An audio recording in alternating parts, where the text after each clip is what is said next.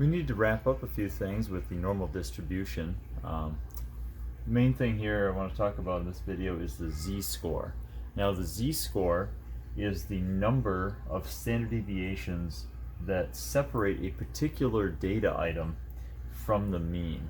Okay, so what does that mean? If you had a normal distribution, you know, the bell curve type thing with a mean in the middle here, x bar, and your standard deviations out, you know, going on either side of that. Well, if you had a particular x value, and here I have some data, you've seen this data before when we did measures of central tendency. It's age of students. It was kind of a made-up data set that I had with 18 students in the class and their ages. And so, you know, if you, for instance, if you pull one of those data items out and you put them on the number line here, let's say, you know, x is maybe 21 or something, and it shows up on the number line there. The question is, how many standard deviations away from the mean is that? Well, the way I drew it, it's more than 1, but probably less than 2, so maybe 1.3. I don't know, I'm just making stuff up here. But so the z-score is that measure. It's the number of standard deviations that a particular data item is from the mean. And so each data item will have its own z-score. Any data item that is right on the mean will have a z-score of 0. Any data item that is, you know, 1.5 standard deviations away from the mean in either direction will have a z-score of 1.5. Okay, so the z-score tells you how many standard deviations away from the mean that particular data item is. It's basically a unit change. So you could think about the distance between the mean and a data item as a subtraction, right? It's x minus x bar. That's the distance between them. If you divide by the standard deviation, that converts the units essentially to standard deviations. Okay, so now you're looking at, instead of individual units along the axis, you're looking at the number of standard deviations away that point is. Okay, I don't know, I'm repeating the same sort of thing, but trying to get that point across. So anyway, let's get rid of this and let's take a look at some z-scores for this particular set of data. Now, in order to get a z-score, you need two very important calculations. One is the mean, one is the standard deviation. The actual calculation of the z-score is fairly simple. Subtract, divide. Not much to it. But to get to these values, you obviously have a lot of work to do, right? X bar is the sum of all of these things divided by 18. S, you have to go through the whole process of doing x minus x bar and then squaring it. And we had that whole table set up with the standard deviation. And then you have to, square them, add them up, divide by n minus 1, take the square root, all that stuff. And so there's quite a bit that goes into getting to this point, just to the setup. And so if I just had a raw set of data here, I need x bar and s. And just to speed things up, I do want to show you, now that you've completed the homework for those sections, there's a shortcut on your calculator to finding x bar and s. Okay, and so if you go into your calculators, there's a very handy menu called the stat menu. I don't know if you can see it. It is right here under the delete button. It's the second one down on the right there. And if I hit that button, I'm going to have three menus on top: edit, calculate, and tests. Now I'm going to go into edit. The main thing here, editing, is where you're entering the data essentially. So if I go to edit, hit enter, you're going to have some lists in here, and I'm just going to go in list 1, L1, and I'm going to enter the data. Now I already have this done just to save some time. Okay, you just type it in, type in 18, enter, 19, enter, and go all the way down the list, and I have them all in here. If I click the down arrow, I could scroll down the whole list, and I'm not going to go through all that. Okay, so they're entered in here. Stat, edit. That's all you need to know for that. All right, so now I'm going to go back to the home screen. So I hit second, quit, or the mode button is quit. That gets me back to the home screen. And to calculate this, I go back to the Stat button, and then I go over to the Calculate menu. So now I'm actually going to calculate something rather than enter something. So hit the arrow, and I want a one variable statistic. Okay, this is a one variable statistic because there's only one variable. It's the age. Okay, I'm not comparing two things. So one variable statistic, I'm going to hit enter, and now I've got a couple other things here. It's asking me a couple things. It asked me what list I'm pulling from. I'm going to leave it at L1. I don't have multiple lists entered there. And then I can skip the frequency because I'm not doing a frequency distribution on that, and then hit calculus. So I'm just hitting enter to jump to the next item, and now it gives me a whole bunch of stuff here. And you can see the very top, I hope I can get that to focus and zoom properly. The top one is X bar. It gives me the average, 20.11111. So roughly 20.1 is the average, or the mean, okay? So X bar, without having to actually calculate this, and if you did, you could add up these 18 numbers, divide by 18, you get the same thing. So it's, and I should do an approximate here. This is actually approximately 20.1. I'm going to round to the nearest tenth on these, okay?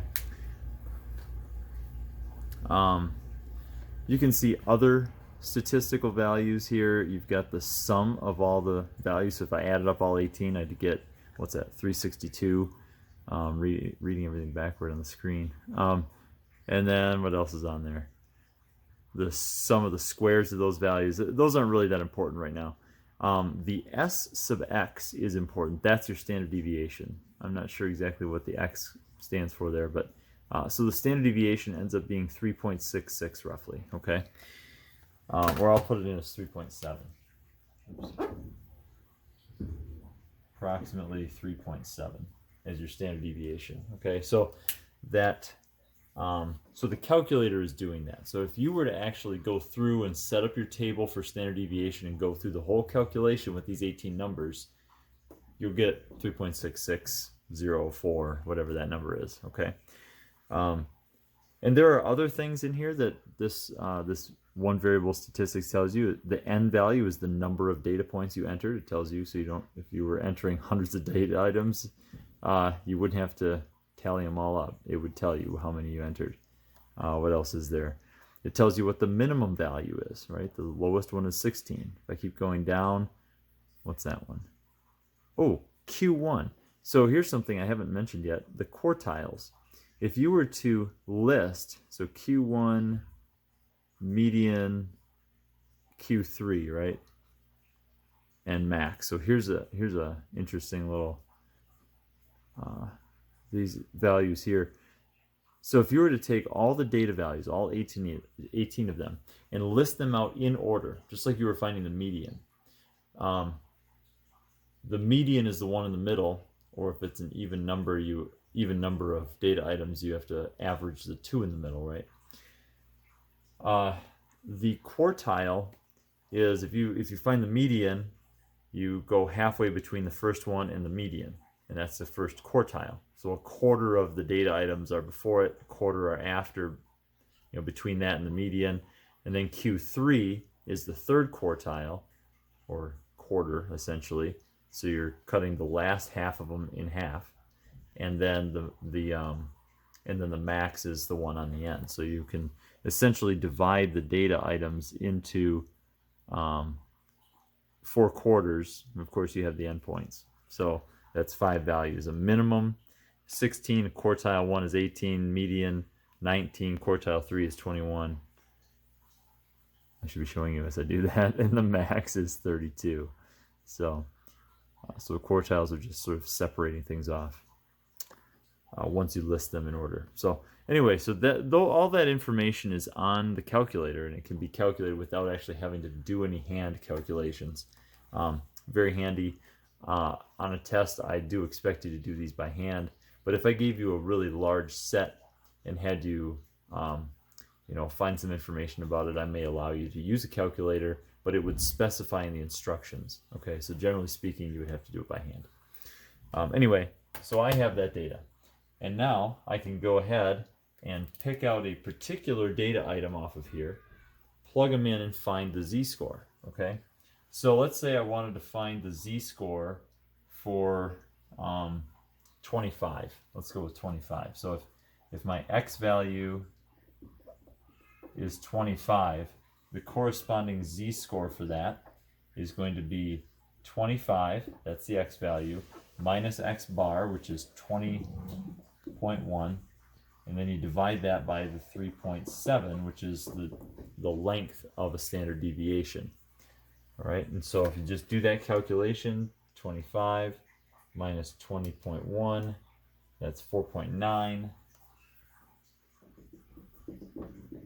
and divide by 3.7, and it's going to be an approximation because there's going to be some rounding involved, approximately 1.3, okay? So that means that this data value, data item I should say, of 25 is approximately 1.3 standard deviations away from the mean. All right, so if I was to sketch out a normal distribution here, kind of like I did before with the mean here at x bar and the standard deviation coming out as my units, right? So here's x bar plus s, x bar plus 2s, x bar minus s, and x bar minus 2s. You've seen this in previous videos now. Then the 25, the x value of 25 occurs about 1.3, so right about here is 25. That occurs about 1.3 standard deviations away from the mean, okay? To the right, it's bigger, so it'd have to be to the right.